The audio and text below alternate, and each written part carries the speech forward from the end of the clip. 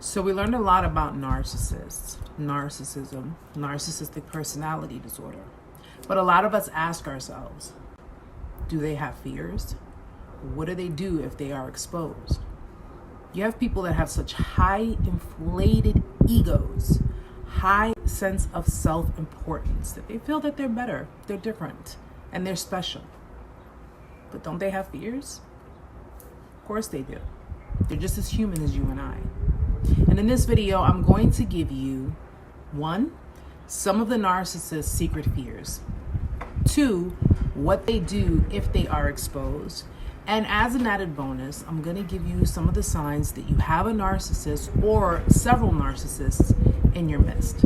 So stay tuned.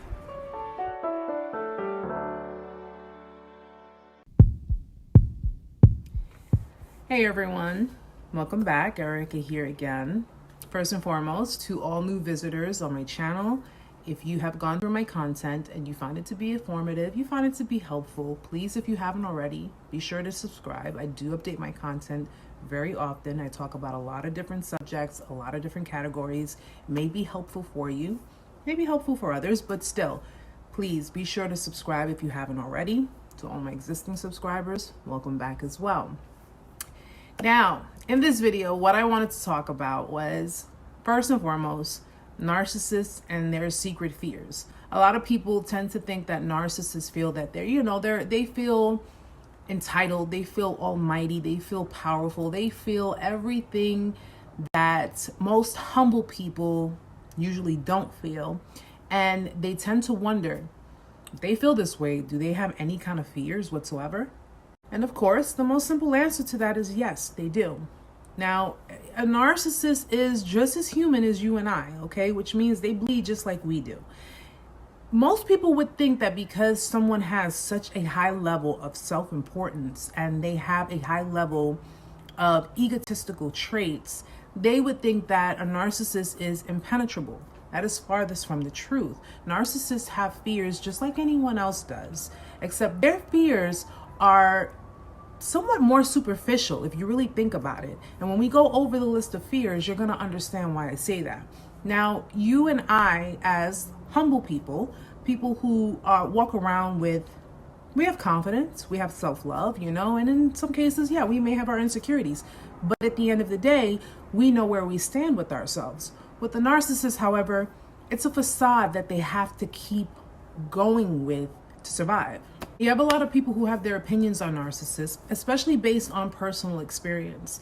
But once you learn the components of what creates a narcissist, then you'll have a more in-depth understanding as to why they are the way they are. Now, needless to say, that's neither here nor there, especially if they're older, because we as adults know right from wrong. And these are choices that they make because, again, a choice is a decision that you make whether you know it's right or wrong. So there are no excuses for their behaviors. But all in all, they do have fears. And all in all, what we've learned so far is that they are compensating, overly compensating for something that they internally feel that they lack because that was something that was programmed in their brain. All right. They began to manipulate themselves so much to the point that they actually believe their own manipulation. But I have plenty of videos that get into the components of a narcissist. So if you haven't checked them out already, please be sure to do so. But for now, we're going to get into part 1, which is the secret fears of a narcissist. Now, believe it or not, you have narcissists who actually fear losing their partners. Remember, we've gone over that narcissists fear abandonment. So what they will do is they will actually generate jealousy. They'll generate jealousy to instill fear in their partner. Still fearing their partner of losing them. They will do things like triangulation. They will do certain inappropriate things. They know it's inappropriate. You find it to be inappropriate. And so much so, it can spark a little bit of jealousy where even if you go and you approach the narcissist, they will obviously gaslight and make you feel like you're going crazy. It's a game for them. They'll do that to kind of instill that fear that you better be on your toes and afraid of losing me. The narcissist tends to make themselves appear to be the best thing that you'll ever have. So in order to kind of keep you in line, they will try to generate jealousy. Now, one of the biggest things that narcissists are known for are wearing masks, and their insecurities can be triggered at any given time. So if they feel that you are doing something, even though you may be completely innocent of it, if they feel that you're doing something that is disrespectful towards them, they'll instill guilt within you. They'll make you feel bad for behaviors that you probably do on a normal basis or on an everyday basis, or you're, innocent of any and everything that they're accusing you of. They'll manage to twist words around. They'll manage to make a situation appear to be more than what it is. Remember, they're manipulators. So they will instill guilt within you in some of the things that you're doing, innocent and all, just to make themselves feel better. Instilling guilt in people is a normal thing for a narcissist, especially if they feel that they've had injury inflicted on them. Now, another thing they fear is shame, not to be misconstrued with guilt, and I'll explain why.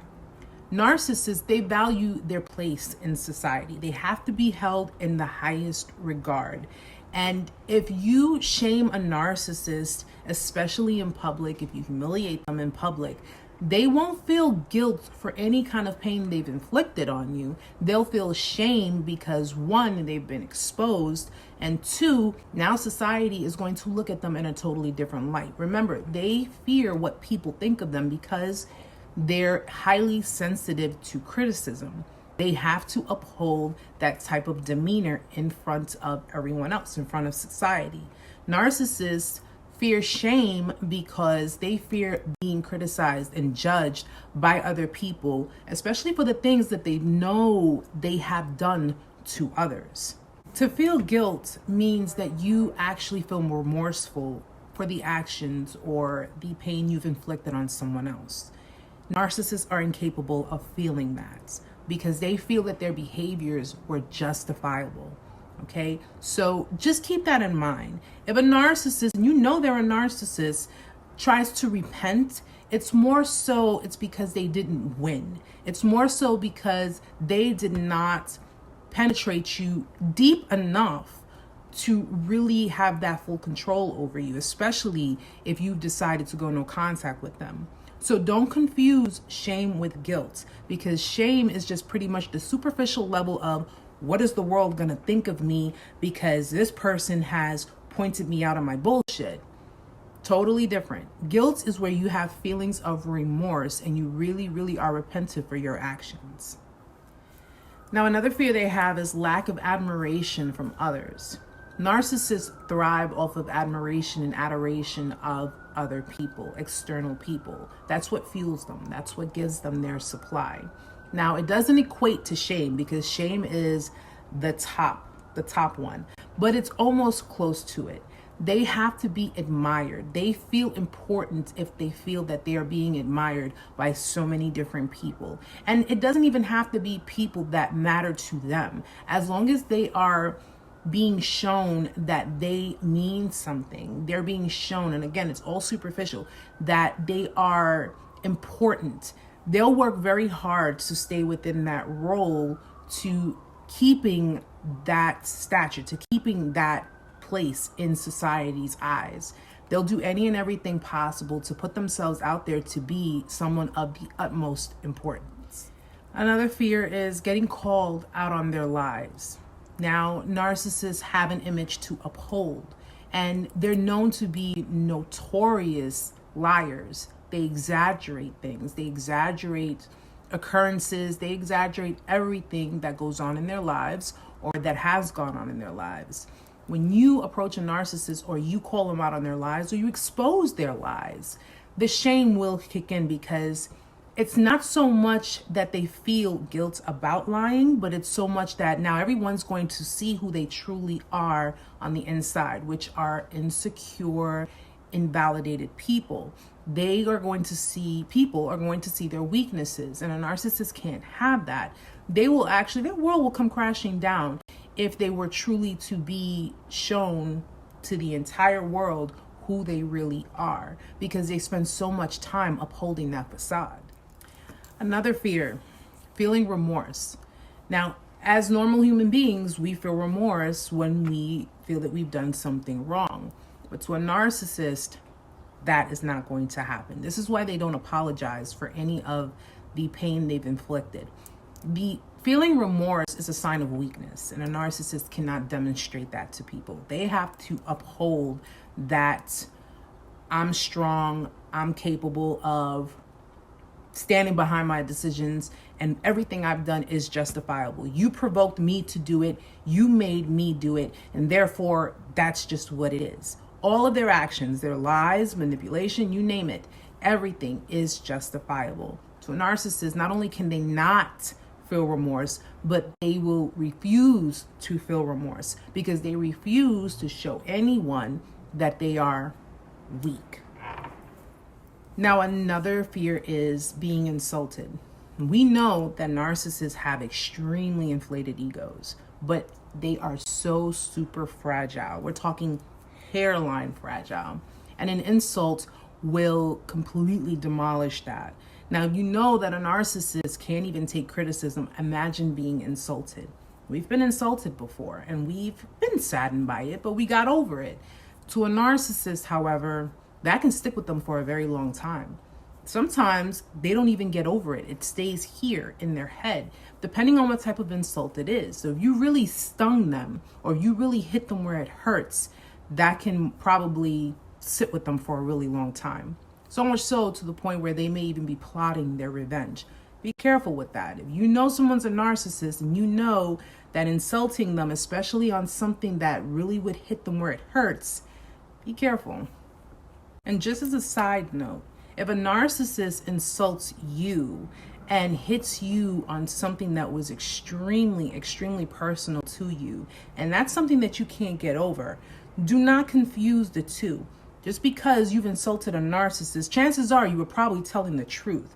But if a narcissist has done it to you and you're being a genuine person, you were being a confiding person and giving them information, divulging information to them that they've managed to reverse it and used it against you, if you have not gotten over it, there's nothing wrong with that, especially if it was something that was extremely personal and you said it in the utmost confidence. So just take that as a form of discernment, because some people can be really, really cruel, especially when it comes to narcissists.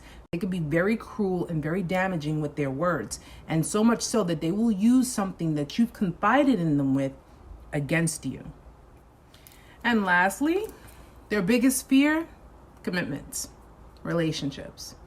See, being in a relationship, being in a commitment means having to let your guard down, having to expose yourself. That's how you get to know people, having to be open with people.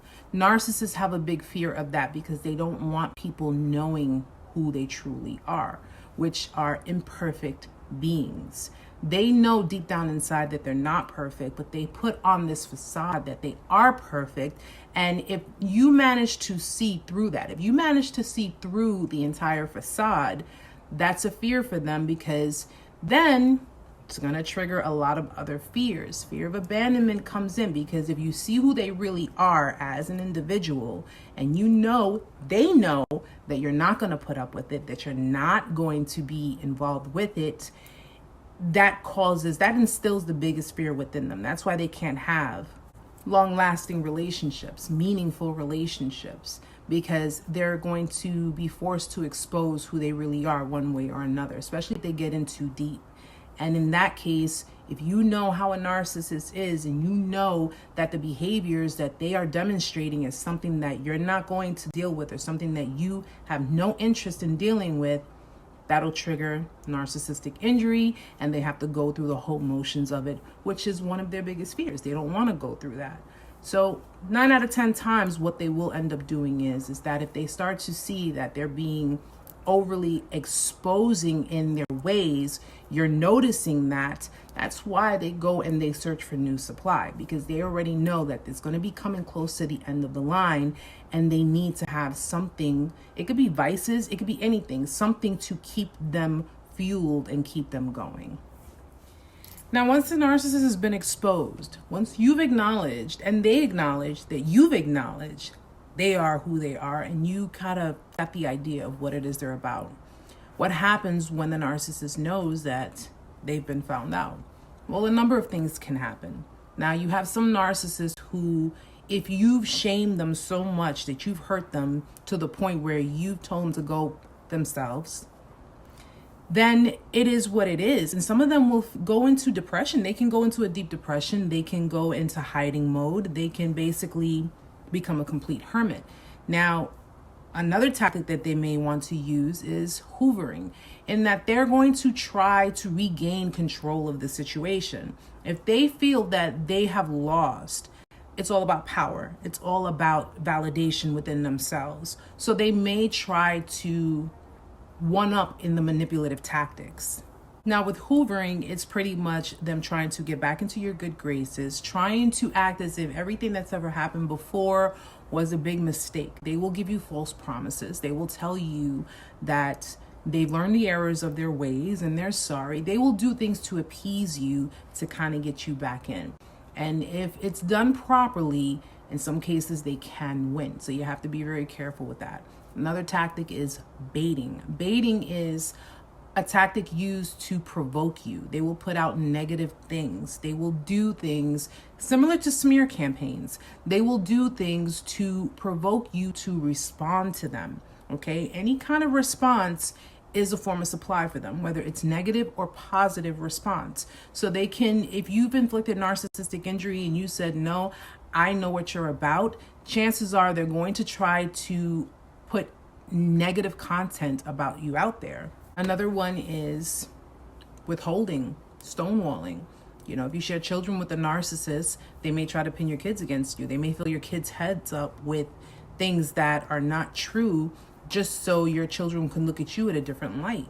They may withhold your children. They may threaten to keep you from seeing your children because you're not giving in to them. Or they may just go into full narcissistic rage and try to throw everything they have at you because you're not giving in.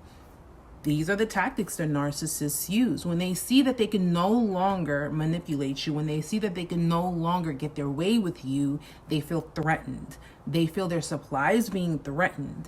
And if that's the case, they're going to do every and anything possible to either win you over and get you back into their web, or make you to be the biggest piece of shit in this world. I'm sorry, I have to say it that way. Now, everyone is on the spectrum when it comes to narcissism, okay? But you have healthy doses of narcissism, and then you have pathological narcissism being the highest on the spectrum. And it's not hard to determine or decipher who may or may not be a narcissist in your life, in your environment. You have certain people that are more about fulfilling their own needs and not caring how it affects you. That is a form of narcissism. That's a high form of narcissism. People who are inconsiderate, people who don't consider your feelings, people who don't care about what you say or what you do, people who look at you like you're wrong for feeling hurt about certain situations, people who feel entitled in your life that they find their behaviors to be justifiable. That is a bad case of narcissism. People who may have been in your life for long periods of time that are consistently hurting you over and over again. And because they feel they play a certain role in your life, whether they're friends, family, or even people that you've been romantically involved with, because they feel they play a certain role and you consistently forgave and you consistently accepted and you consistently just let it slide, you really got to look into that. You know, family at best, you have family who feel that they are entitled because who are you to question them? They're your blood. I question everything. Hell, I question the ATM when I pull my money out. That's just the way it is. But people who are going to be taking advantage of the fact that you at some point are unaware, you're oblivious, when they see that you're catching on to their lies, their manipulation, they will either gaslight you, which it doesn't seem consistent. It's not consistent. It doesn't seem right. But they're making you question, they're making you second guess yourself because they've been a part of your lives for so long. I mean, come on, man. Come on. You know, we wake up. Wake up. And I'm not talking to anyone specific, but I'm just saying in general. You really have to say to yourself, this is just doesn't sound right. This just does not make sense. This is not, if you see other people removing themselves from the lives of people that you're second guessing and you're questioning, you need to really analyze, and you really need to say to yourself, there's a reason why these people don't want to deal with you. There's a reason why this person doesn't want to bother with you. Or they'll go into narcissistic rage and be defiant and argue with you and be cruel about it and say things to the effect of, how dare you? What makes you think? You don't know what you're talking about. You don't know what you're seeing. You didn't see anything. Nothing is going on. Stop questioning things. You're overthinking. There's no such thing. There's no such thing. Because if something runs across you and your gut is telling you something, I've been called an overthinker plenty of times. But let me tell you something, okay? I pick up on a lot of different people's energy. And if your energy doesn't sit right with me, better believe I'm going to keep a very close eye on you, because if there's something about you that I don't trust, my gut is telling me something. It's telling me something, and it's telling me something important. Don't take that as jealousy. Take that as awareness. Well, guys, this is why I do what I do, all right? Because this manipulation and all this nonsense, it's unnecessary. It's uncalled for. Can a narcissist change? Truthfully, they can, but they won't. They won't self-reflect. They won't look at themselves, because that's also a big fear, in seeing themselves for who they truly are. And if a narcissist chooses not to change and they choose to continue being the way they are, then you let them be the way they are away from you. All right? You deserve better. You deserve more. You don't need to put up with that kind of nonsense, whether it's friends, family, or love interests. You don't need to put up with any of that, because you're worth so much more than that. And in actuality, if you continue to allow it and you continue to go back to it, you're devaluing yourself. You're devaluing yourself, and you're showing them that you don't think much of yourself. Well, I hope you guys got something from this. I hope that whoever is going through it, you've learned, and you're smartening up, and you're getting out of it. And whoever is already past it, you've gotten to this point, focus on your healing. That's the best advice I can give people, is to focus on healing. Heal all of those wounds before you do anything else, before you get involved, before you decide to make any moves. Healing is the most important part of the process. And once you are completely done with your healing, from that point on, you'll know what it is you have to do, because your instincts are going to tell you. They're going to be, your spidey senses are going to be up there. All right? And that's going to be the point where you're not going to put up with anybody's shit. Trust me. Trust me. So guys, I hope the video was helpful. I hope you enjoyed. Until next time, namaste.